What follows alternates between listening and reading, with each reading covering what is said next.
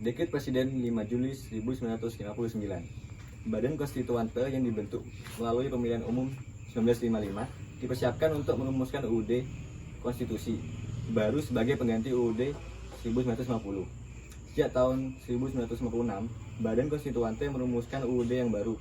Akan tetapi, hingga tahun 1959, Badan Konstituante gagal merumuskan UUD yang baru karena dalam sidangnya selalu diwarnai perdebatan antara partai politik dan golongan yang lebih mementingkan kepentingan kelompoknya daripada kepentingan nasional.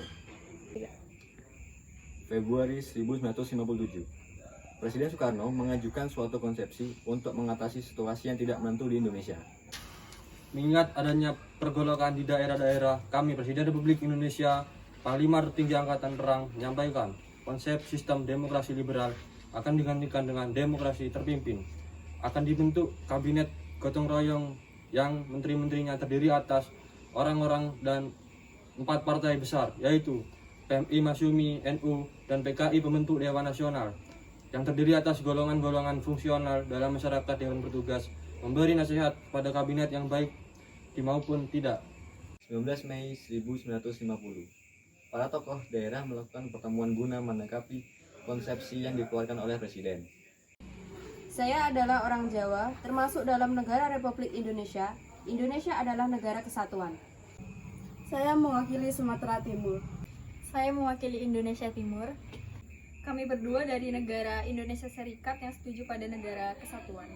22 April 1959, Presiden Soekarno menganjurkan untuk kembali kepada UUD 1945 sebagai Undang-Undang Dasar Republik Indonesia.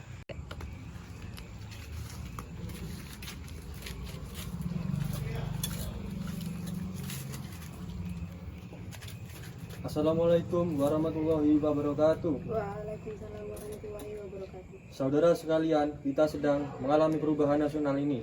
Bukanlah demokrasi ini telah menggorong kewibawaan presiden dan liberalisme, hanya akan memporak-porandakan kesatuan dan persatuan bangsa Indonesia.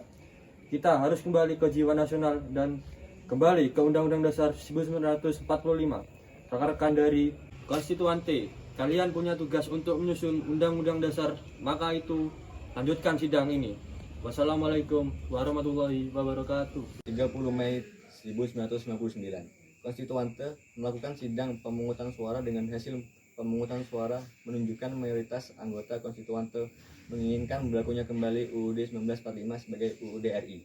Namun, jumlah anggota yang hadir tidak mencapai 2/3 dari jumlah anggota Konstituante, seperti yang disyaratkan pada pasal 137 UUD 1945.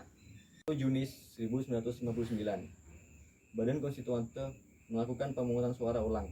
Hasil pemungutan suara kembali dinyatakan tidak sah dikarenakan tidak memenuhi 2/3 dari jumlah suara yang dibutuhkan. Dalam masa reses atau istirahat, beberapa tokoh partai politik mengajukan usul kepada Presiden Soekarno agar mendekretkan berlakunya kembali UUD 1945 dan membubarkan Konstituante. Yang mulia Presiden, saya sebagai perwakilan Partai Katolik jelas-jelas melihat situasi bangsa ini yang kian kekuasaannya meronta-ronta.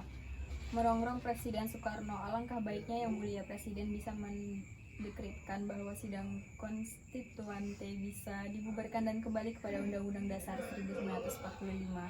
Saya sarankan sebagai pengamat politik jelas-jelas melihat situasi bangsa ini, mohon pertimbangannya yang mulia Presiden. Saya perwakilan dari Partai NU menyetujui untuk kembali ke Undang-Undang Dasar dan membubarkan Konstituante karena itu langkah yang tepat menyatukan bangsa Indonesia.